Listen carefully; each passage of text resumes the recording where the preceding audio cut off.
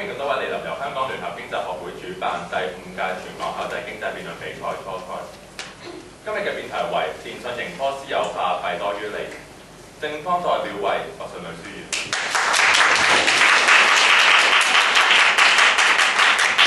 反方代表為協恩中學。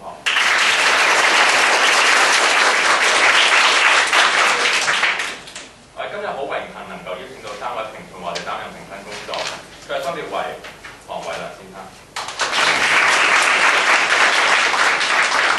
鄭先生、鄭思圖先生。而家等我講解比賽規則。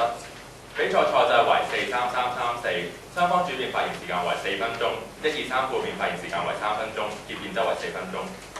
喺各位辯員喺法定時間完結前30秒，計時員會鳴鐘1次。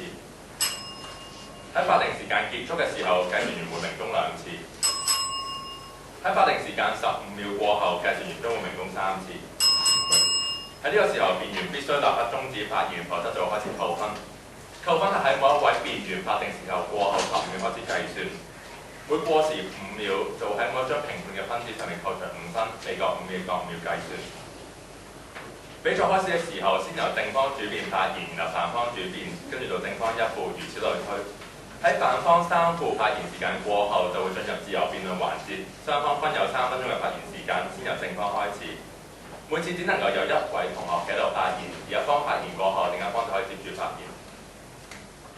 喺每一方法定時間完結前30秒，計時員會鳴鐘1次；喺法定時間結束嘅時候，計時員會鳴鐘2次。咁喺呢個時候咧，辯員就必須立刻終止發言，而另一方就派1位代表用盡餘下發言時間。喺自由辯論過後，會進入2分鐘嘅結辯準備時間。